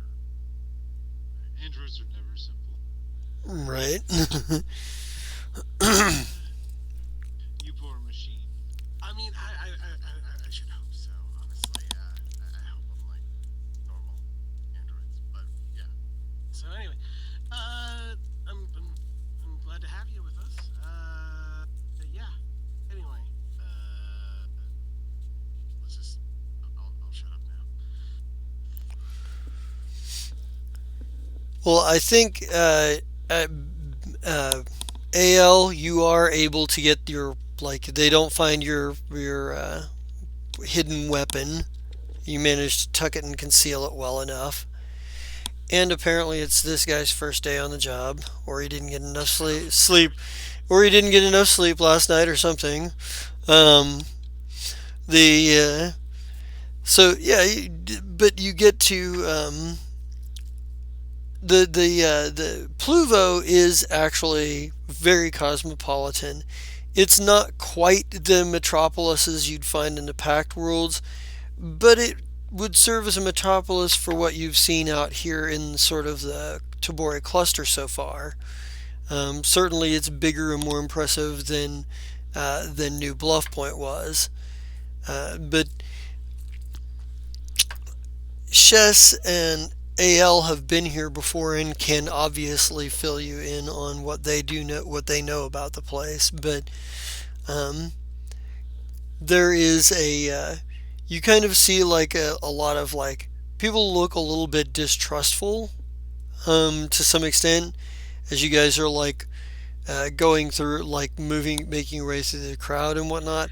But you get to the bulk face bar, and when you get in there, the security is just like it was last time. There is discreet security in a lot of different places, and you're well aware. Like as soon as you walk in, the bartender, who is the same bartender who was working here the last time you came to the bulk face bar, sees you as you walk in, nods, and then nods and then walks over to the end of the bar and says something to a Lashunta serving girl, who turns and goes up towards the steps leading upstairs, stopping briefly to say something to the two actually obvious guards that are standing beside it, and goes upstairs.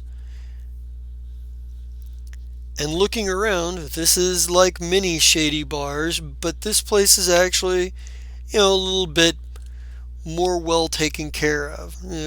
Whoever the person behind this place has clearly put time and effort into establishing this as a legitimately decent working business. And there's all kinds of people around here, as you've kind of seen in the Topori cluster. Various thises and that's. Um, what do you guys do? You're I'm gonna wait. I'm gonna find a thing, lean up on the bar, and just wait for him to return. Because apparently they know what we're here for. bartender kind of looks over. He's like, what are you having? And I'd say I slide up he's probably an to android. Chess and ask for a glass of water. He he kind of looks at you and goes, very funny, but we don't do that here. Do you have some ice? A glass of ice then. Please. What's that blue groggin, whatever it was? Blue blue grog. Haven't seen any of that in haven't seen any of that in quite a while. I sold the last unfortunately I sold the last batch I had some time ago. I understand that he says I understand that the Fire Shrike and the Blue Ember and what have you have left the system. Probably be a while. Unless somebody finds a place where the shit grows wild and they're, can get and they can find out the rest of the process to turning the blue fruit into the grog. Yeah, don't think so. And that stuff was good. Um, just give me anything. I don't care. Something tasty. He's, he's like, all right, and he's like, in that case, and we'll try let's do a void shaker. He said, how do you feel about that? Eh, sure. Take one of those. He's like, all right. He was coming right up, and he goes, and he goes and grabs a couple of bottles. The one with a very white liquor in it, and one with a very black liquor in it. Mixes them up with some sort of juice. Like throws it all in a shaker tin, like shakes it all up, then pours it out into a rather large a large goblet. Takes um, takes a match, tosses it on there, and it flames up for half a second, and then dies down. He goes, voila. Thanks. He says that'll be. He said that'll be 15 credits. I hand him the 15 credits or whatever. It's like it. He kind of like he looks at you, Al, and he's like, anything for you? Yeah, Alistair just waves him off. Like, no, it's fine. And he comes back, gets your glass of ice, Zed, and he looks at Crinville, and Crinville goes, you know what? He says, if I'm gonna be here, and get me a glass of Zangleberry gin. Don't tell me you don't have any. I know you keep that extra bottle stashed. I know you keep an extra bottle stashed just for Isig, and you're putting it on Isig's tab. If he wants me to keep doing this for him, he can well pay the price for it. And the bartender looks at him and says, you sure you want to do that? He's like, I'll let him know. I'll tell him I threaten you. He'll go, for all the good that'll do you. And he goes, for all the good that'll do me. It's like, look, I tell you what, just stand. And he kind of like does that thing where he's like looks around and he jumps over the bar, and he kind of like goes and he kind of like looks down below the bar, rummaging around for a little bit. And then he kind of goes and he looks in like a couple of the coolers. Finally, he comes back with a bottle, and he's like, he pours it, opens it up, and pours himself a glass. And he says, and hands it back to the bottle back to the bartender. And goes, now you're gonna have to find a new hiding spot for this. And he starts taking and takes a drink, and he and kind of kicks back. And while you guys are kind of doing this, you've noticed that there are a few people that kind of look at you, a little bit differently, security in particular. And eventually, there is a rather large bear that comes walking down the stairs.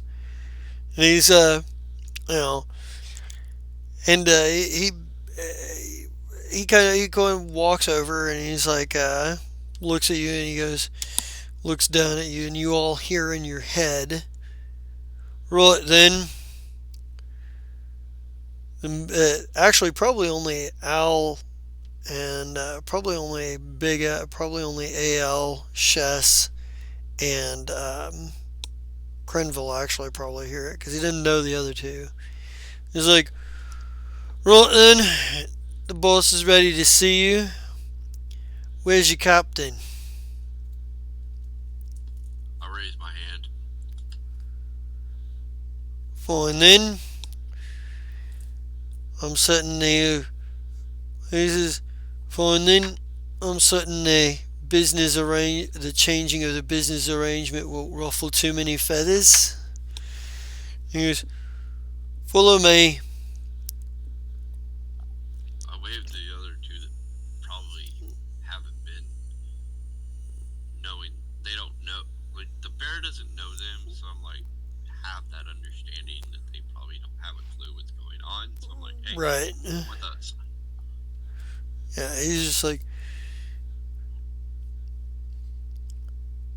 Dr. Oglehop, who has up to this moment been studying a data pad with various, with like new, with like scientific research on it, kind of looks up and he's like, huh?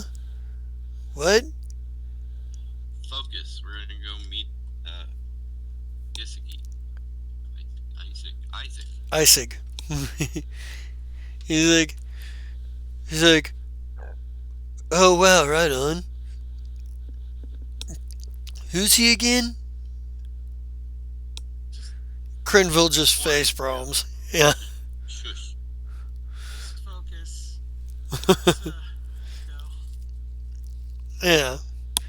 And he kind of like leads you up the stairs. You guys, Shess, you and AL and Crinville all know that this bear's name is Ulthar.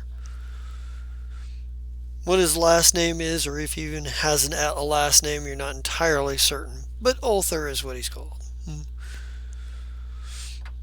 But you kind of like get he leads you upstairs to a not necessarily to his personal office, but to a what looks like it's probably normally used as a VIP room, what have you.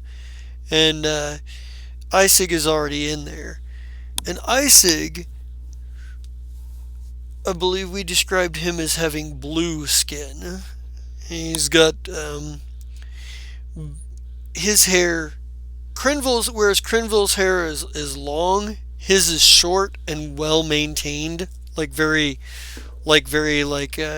uses product to gel it up and everything. Um, and he's dressed rather nicely with some sort of exotic fur lining on his armor and what have you. Um, So is he like slick? Is he like slick, like back almost? um, Like the greasy look almost? Almost, but he's got that one bang that kind of like is. He's got like that one bang that's like a little bit disconnected from the rest and falls forward a little bit more. And it's the just kind of like, Am I the only one envisioning Scott Hall when you describe this? well, maybe that same kind of thing with the bang, but not quite as greasy with the hair. I said he uses product, not a ton of grease. He didn't stick his head in a vat of grease before he goes out. Sorry, I actually do like a lot of Scott Hall's work in WCW. So, but I do have to throw some shit that way. But he kind of like turns around and you guys enter and he's like, well, you guys haven't seen you in quite some time, Crenville. Why indeed have you not been brought these into brought these fine entrepreneurs back in my direction sooner?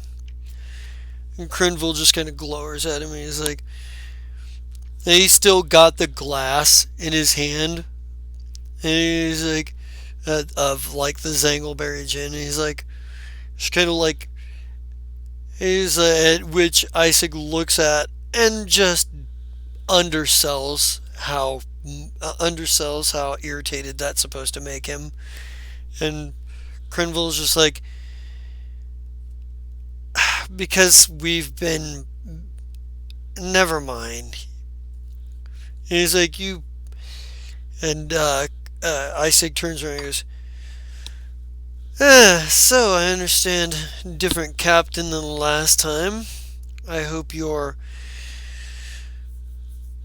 as okay with you can fulfill the end of the business arrangement here. Yeah, should be able to. Shouldn't be too complicated, depending on the circumstances surrounding it. Should be plausible. First of all, I don't. First things first, I don't know your two new friends, and I do tend to like to know anybody who's of an entrepreneurial bent in this cluster. Well, we got Brain Boy here. His name's Zed. Kind of cool. Dr. Zero. Dr. Zed. And the other dude, Dr. something. It's Dr. Oogle. Dr. Oogle. No, no, no. He's like, he kind of looks up and he's like, And he looks around at it for a second and he says, yeah, yeah, well, Dr. Oglehop, I'm doing some research here. Can you keep it down? And Isaac just kind of looks at him amused. Like, really? He's like, be that as it may, doctors, not one but two. Can't be too prepared, I'm sure. And gentlemen, my name is Isaac. And I am the entrepreneur to know if you are interested in entrepreneurial work, particularly this sort of entrepreneurial work that is frowned on by certain corporations and certain governmental entities and interested parties. If you are of a mind to make some money flowing between the cracks like a shadow, and he kind of smiles at the jest, at his own jest here. And he's like, well, then I am the one to speak to. Currently, you're in luck. I do have something to speak on. Have a seat. And there is like comfortable seating. There's like, couches and chairs and what have you. And there is a knock on the door, and he's like, uh, which he answers is like with just vocally. He's like, "Come in." And the same serving girl you saw from before comes in. She's got a tray full of like uh, drinks, and a tray full of like glasses and a bottle, and like and sets it down next to like this sort of like platter of fruit that's sitting on like one of the tables. And will there be anything else? Like, no, no, you've done quite well. And it's like, please have yourselves a drink, something to eat. Business is always better when there's at least some pleasure being taken in the matter. I still have my drink from downstairs that I brought up with me, but I take one piece of fruit and eat it out of respect because I'm not really that hungry. But Right. that business type, I'm going to do it because I don't want you to think negative of me or something. Right on. I think Doctor. So, yeah, I'll Sorry, take a piece of fruit too. I think Doctor Oglehop takes two, and he takes one and starts munching on it while he starts dissecting the other one and analyzing it.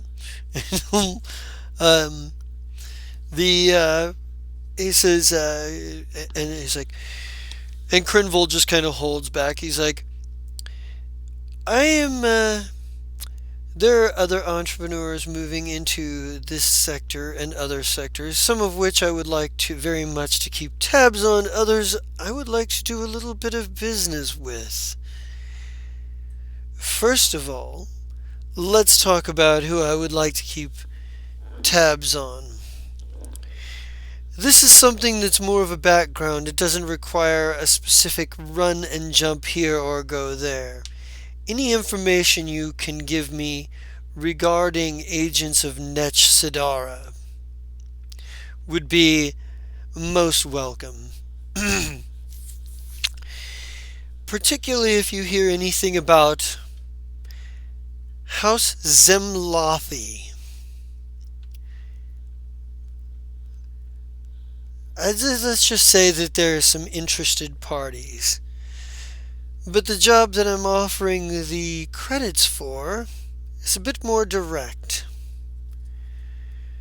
I need you to make contact with the Paperleaf Tea Trading Company.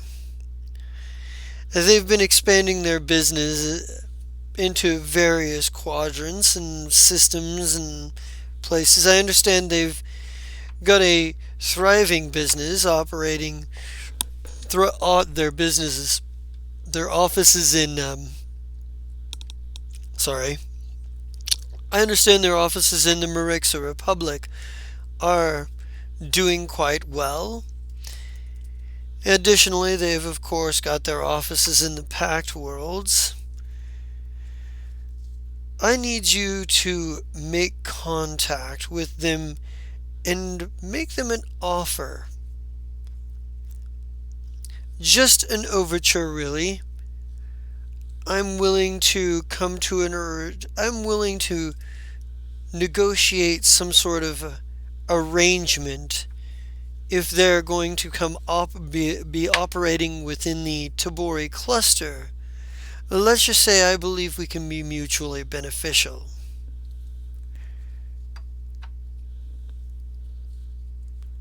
There are two possible points of contact that would be most likely. I mean, there's a large number of contacts, but the two that are most likely going to get you some answers, some things that you, well, it would have the pull to make a determination on a meeting or a negotiation. For the Marixa Republic, a human by the name of Tomic Frickson runs their regional offices there. Rather, my understanding is that he's a rather down to earth sort.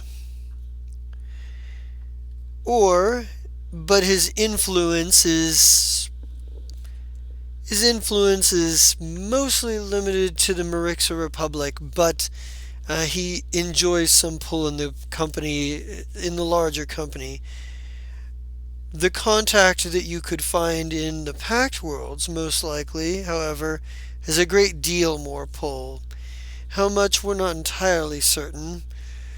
Her name is Jolin Star Whisper.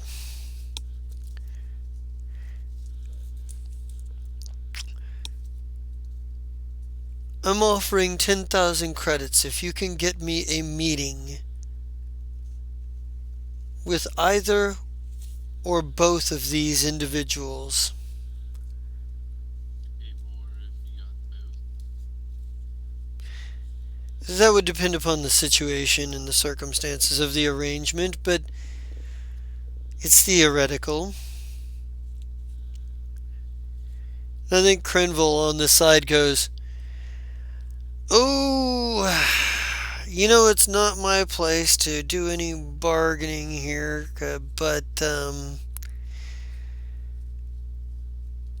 you might want to haggle a little." And Isaac just kind of looks at him and almost with the sort of amusement he's been looking but the whole time, and he goes, "I thought you were supposed to be working for me." And Grenville goes, "Yeah, but you have me working with them. So it does kind of become a gray area. Contract needs to be a little bit more specific on some details. Anyway, it's not my fee that needs to be negotiated here. I've already negotiated with you." And he, Yeah, I was kind of thinking, the pay you're gonna give us, that sounds the 5, whatever. Um, to me, that sounds like that would be enough for the meeting for one person. If you want both of them there, that's gonna have to double or go up some to get both of them there. And don't forget, any equipment that we need, I'd like that covered. Not a part of our reward.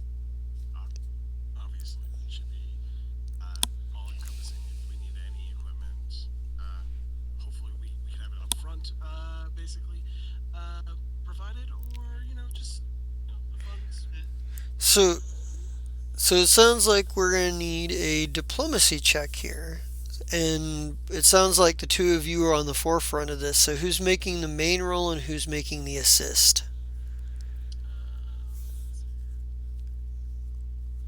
Diplomacy. Oh, I'm terrible at diplomacy. Say I can do the primary and you can do the assist. So give me the assist. Give me the assist roll first. Okay. Now give me the primary, and I think that's good. Well, it's a good thing you got a bit of a boost on it, a little bit of help there. I think Crenville is like, No, no, let's not get too terribly ambitious. But I do understand the need for a certain amount of upfront to take care of business. How about we do it this way?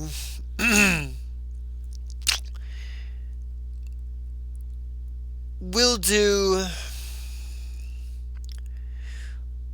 we'll do 12,000 instead of 10,000, and you can get up to 50 you can get up to 40% of that up front. You don't have to take all 40% up front, but you can take up to 40% up front.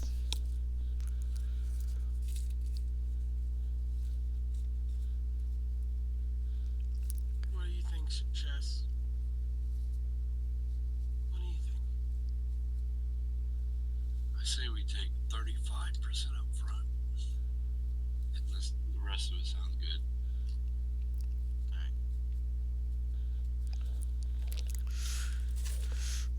All right. He's like, excellent. He says, remember, if you can only get one of them, I would prefer Miss Star Whisper. She's certainly more influential in the wider company role of the in the wider company. But it wouldn't hurt to have Frickson if you can as well if you can manage it. And let's see. Let me do something here.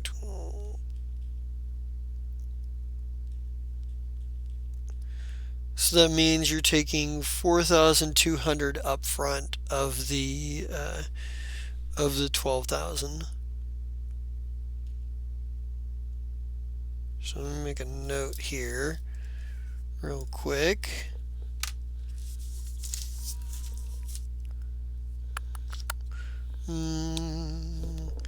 Actually, I can do it up here. GM notes. GM notes right here.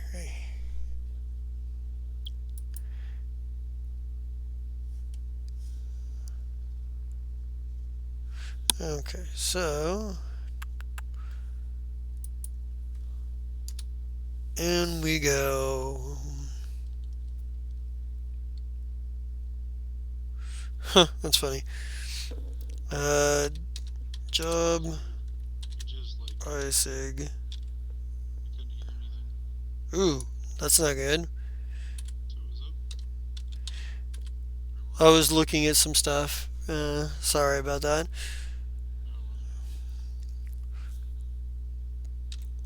And 4,200 up front.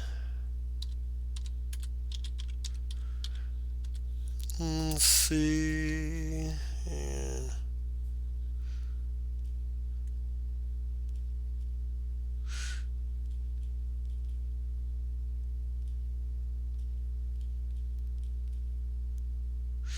And then 7,800 when the job is completed.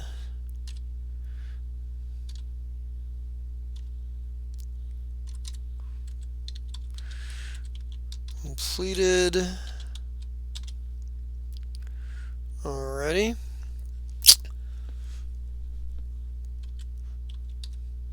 Contact.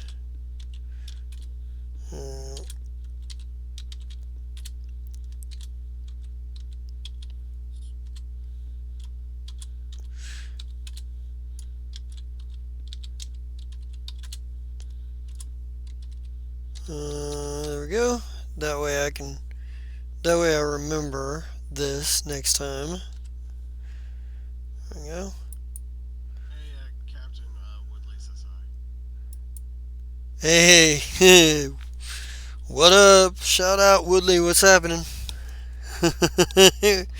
How we doing? All right. So there's the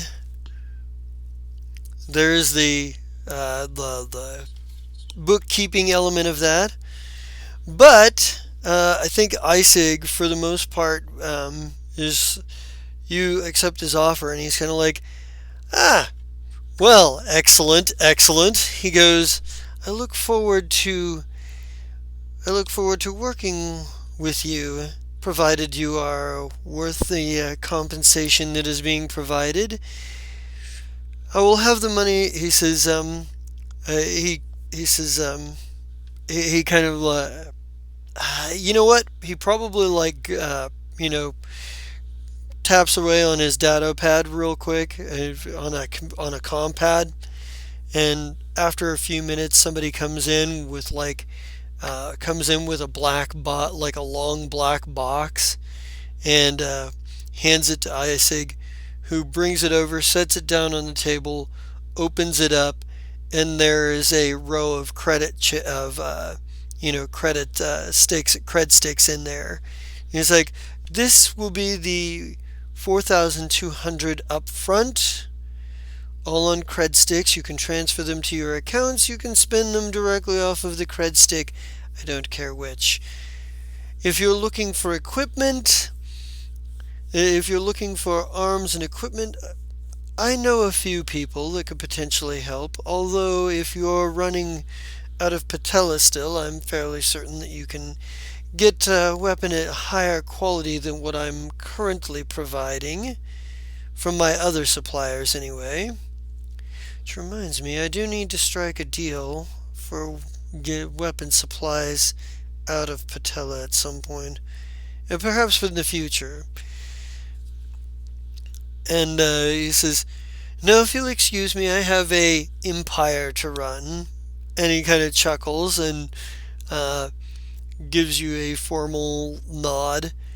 And he says, "Feel free to stay up here for, the next couple hours if you so like. But beyond that, the place will be rented. Hmm. Gotta pay the bills, you know. Very important people deserve very important accommodations when they are out. You know what I'm saying." Yeah, Understandable. Chess is gonna take the box, pick it up, and be like, "All right, we can do all of our communication or whatever back in the ship. Let's go back there, guys." Yeah, he's like, there. You clearly you manage to get back to the ship, and you're kind of doing you've managed to get back there. You have the cred sticks. You're on a world where you can buy a few some gear, or you can trade in some of those credits for UPBs and build gear yourself, if you so choose. Um, you are also in a place where potentially, because it is a spot where there is civilization, you could try to start gathering some information here. Um, and you could definitely plot your next move. You could decide whether you want to try to go to the Marixa Republic, or whether you want to try to go to back to the Pact Worlds for who you're going to try to make contact with. You've got options in front of you, or you could try to make some further contacts or find out more about Pluvo itself, or you know, um, Okay, so my question is to everybody else on the crew: which do you think would be better? Going after the big pole first, the one that's got the Jillian Storm something. I can't read my own handwriting. I'll Do you put it think in we should chat. go after? Do you Or think it would be better to go for the big pole to make sure we secure the most important one, or go for the little one and still have at least something if the big pole doesn't come through? well, my thoughts on that would be honestly start with the smaller one, because the thing is that like any negotiations that are being made will probably change depending on whatever deal we strike with the first one, and when you get to the second one, the deal may change if we're trying to get the second one on board anyway, which we might lose the first one in the process of trying to get the second one. So it's easier for us to maneuver around the big one at that point. Is what I think. Honestly, uh, that's my opinion.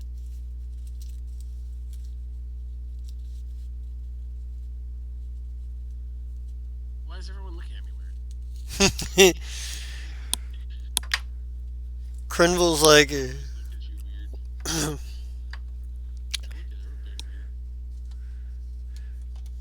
Crenville, for his part, stands back. Does he have eyes? I'm sorry, I just didn't know. Does the brain I have actually eyes? don't Or have eyes. God I damn. don't really know much about that, actually, to be honest. Like, it just says that, like, they evolved to where their brains just, like, were more of their body than their body was. They have dark vision, so I assume they have something. But I also assume, given the way that the pictures are drawn, that it's hidden as well. Like that it's something drawn back enough that you don't see the actual physical eyes. But you also have like what is it, blind sense or something for Yeah, blind sense up to 30 feet, and then dark vision up to 60 feet. yeah. So with the dark vision, you'd have to have some sort of uh, sensory, for your eyes. What that looks like, I probably would. It just is something we probably just don't see on the surface necessarily. But I kind of want to get a quick question here because we are getting to be about 2 o'clock here. I want to get a quick question here um, to kind of get it down to a point. When we come back next week, do you guys like where you guys do you guys want to start right where we're at here, or do you have a direction of what you want to do first? It's not like you can't do shopping in either the Marixa Republic or the Packed Worlds. In fact, you could probably buy, in fact, there's probably, um, you know, uh, more variety in either of those places. But, um, you know, Well, Allie was gonna come in and try to convince the entire crew that we should just blow all the money on buying the unrealistic goal of buying a dragon. No. Okay. So what we'll do is when we come back, gather information about either of the people, so that we have information on which would be easier to get to mhm. here where we're currently at. And then from there, we can go to whichever planet and get whichever gear we need based on which information is gathered enough to make an easier pull.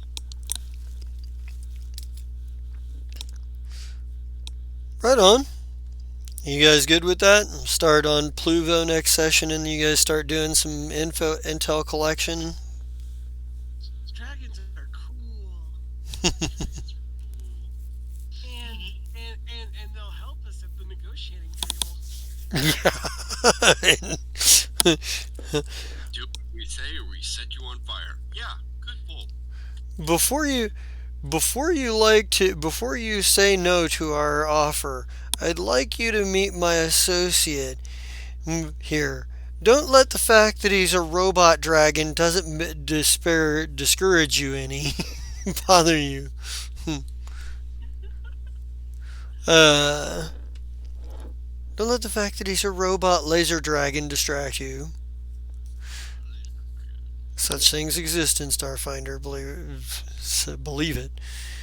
That's right, Willie's alley right there.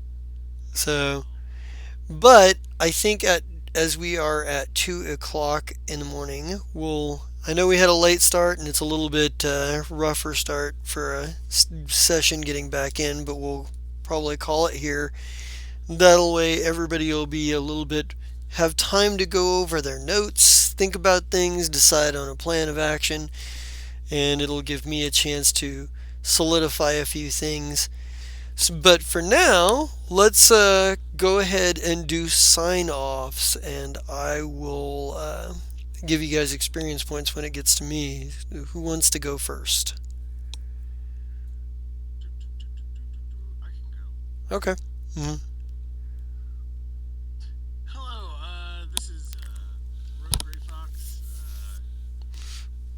You can catch me on Facebook now. Just look up Rogue Gray Fox in the search bar. You should be able to find me, my page there.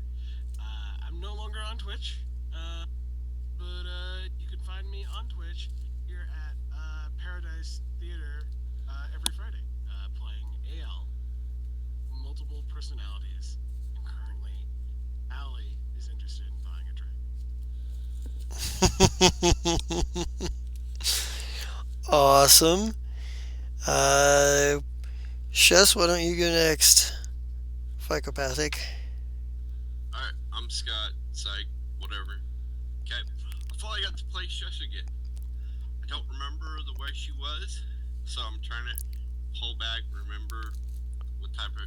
She was more laid back because she let Shadow do most of the stuff before, and Oliver Byrne do most of the stuff. So, she's kind of having a little personality shift and stepping up and doing stuff like that. I guess becoming captain now and directing stuff where to go. So she's taking kind of a bigger step than what she was before. That'll be interesting for the future, I guess. Um, oh yeah, Friday. Okay, other things I'm in. Every other Saturday, I'm in the Bitter Ends where I play Castiel, where he's an angel.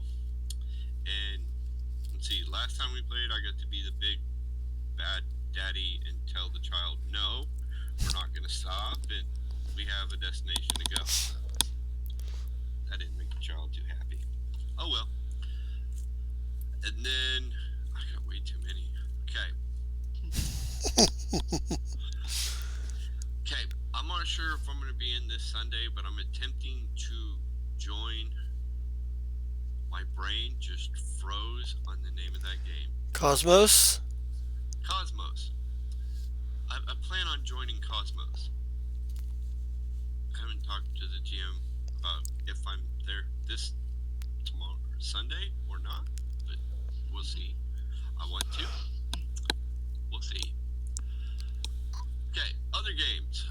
Monday night on the Fire Strike, I play Xander, who's, well, he got the ship now, so we got our ship now, and he made his little arrangements, room, whatnot, and he's ready to go find the code in the Sifter and correct the universe or modify it in his own image. I don't know. Whatever he does.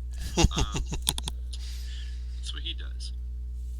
Okay, let's take a moment. I got quite a bit. My bad. Okay, so then on Tuesday, oh my god, I'm gonna butcher this. Ulcer Bridge. Osel Bridge? Yeah.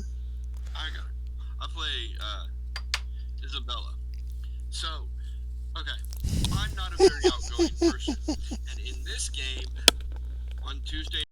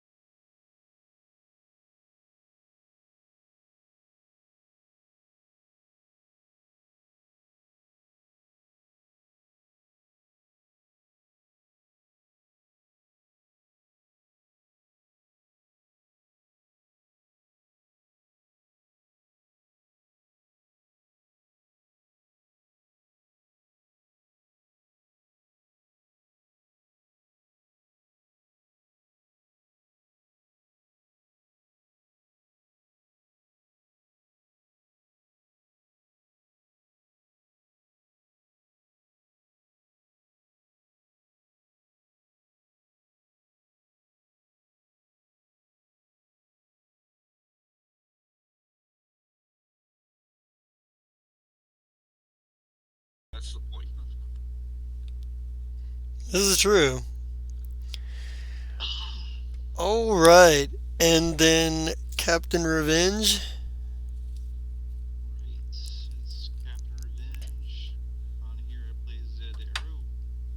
And on Monday nights, I play Oster Storm, a shape-shifting assassin. Beyond that, you can catch me on Twitch and YouTube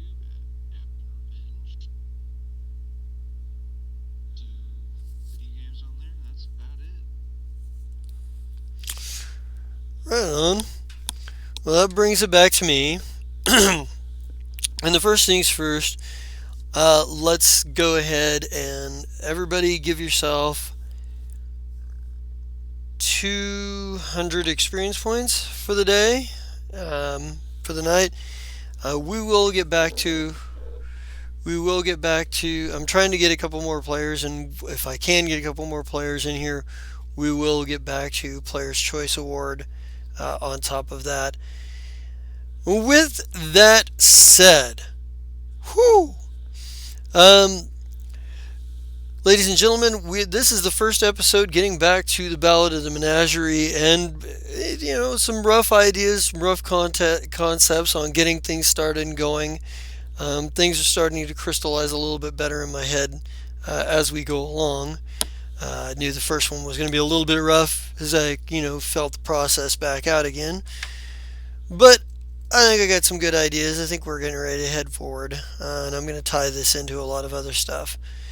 Um, with that said, I am the Just a King Zerat. You can catch me here on Monday nights for the Fire Strike, my favorite group of space terrorists, space pirates, and never-do-wells. And yeah, their entire fucking universe is on the verge of falling the fuck apart, or at least just shuffling so hard you would think it was a,